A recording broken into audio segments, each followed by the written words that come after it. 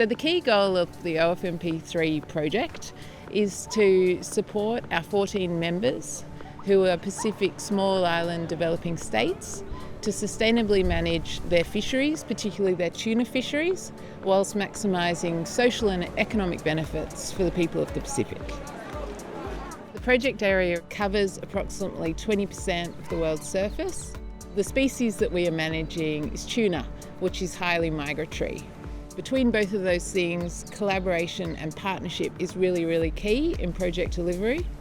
And so we work closely with the FFA members to deliver the project, as well as with our project partners, which are SPC, PNAO and WWF. And together, as a team, we're working to achieve our very ambitious project outcomes. There are three main areas that the project works in: strengthening management frameworks and mechanisms to support sustainable fisheries, capacity building and training, particularly in fisheries management and monitoring, control and surveillance, and strengthening our scientific knowledge base, particularly in the area of climate change and how climate change might affect fisheries stock distribution in the future.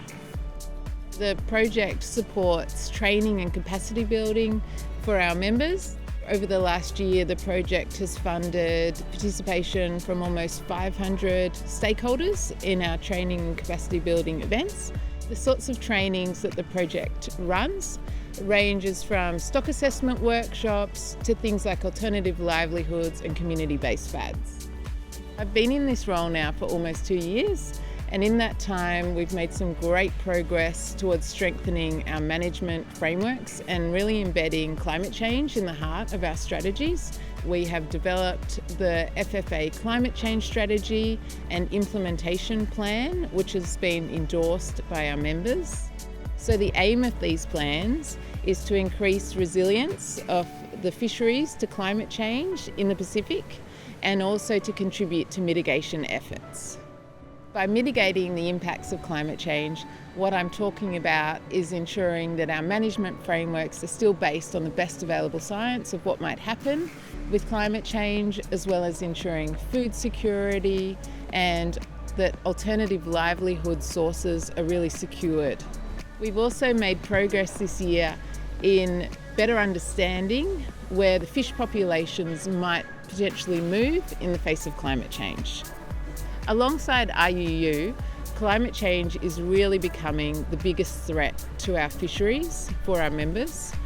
It's very important to understand how the fish are moving in the face of climate change and how we can mitigate climate change impacts so that the fish stock continues to be sustainably managed. A focus on gender and diversity is another key element of the project, and we're really looking forward to working a lot closer with women and youth and community groups to upskill on post-harvest processing and marketing in the second half of the project.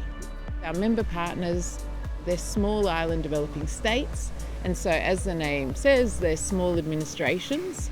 They don't have a lot of power working alone, but collectively, they really are leading the way in sustainable management of the tuna fisheries and the fisheries resources in the Pacific. What really gives me hope is the people.